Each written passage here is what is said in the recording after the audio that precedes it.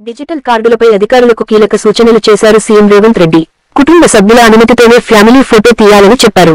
నిన్న సచివాలయంలో మంత్రులతో కలిసి సీఎం రేవంత్ రెడ్డి సమీక్ష నిర్వహించారు. ఈ సందర్భంగా ఫ్యామిలీ డిజిట్ కార్డుల పైలట్ ప్రాజెక్టు సేకరించే వివరాలను అధికారులు ముఖ్యమంత్రికి వివరించారు.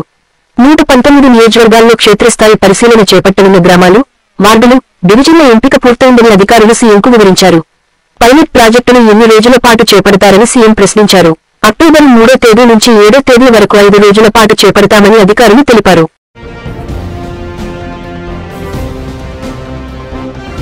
ఈ సందర్భంగా కుటుంబ సభ్యులు అంతా సమ్మతిస్తే కుటుంబం ఫోటో తీయాలని, అదో ఆప్షనల్ గా ఉండాలని, కుటుంబం సమ్మతి లేకుంటే ఆ ఫోటో తీసుకోవాల్సిన అవసరం లేదని ముఖ్యమంత్రి స్పష్టం చేశారు. క్షేత్రస్థాయి పరిశీలనకు సంబంధించి ఉమ్మడి జిల్లాలకు ఉన్న నోడల్ అధికారులు కలెక్టర్లకు మార్గనిర్దేశం చేయాలని, అప్పుడే పకడ్బందీగా కార్యక్రమం కొనసాగుతుందని ముఖ్యమంత్రి అభిప్రాయపడ్డారు.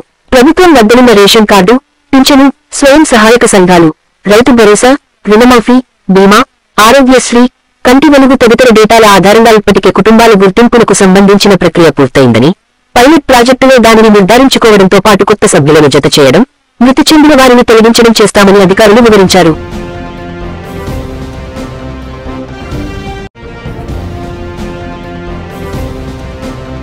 కుటుంబ సభ్యుల వివరాల నమోదు, మార్పులు చేర్పుల విషయంలో జాగ్రత్తలు తీసుకోవాలని ముఖ్యమంత్రి రేవంత్ రెడ్డి అధికారులకు సూచించారు.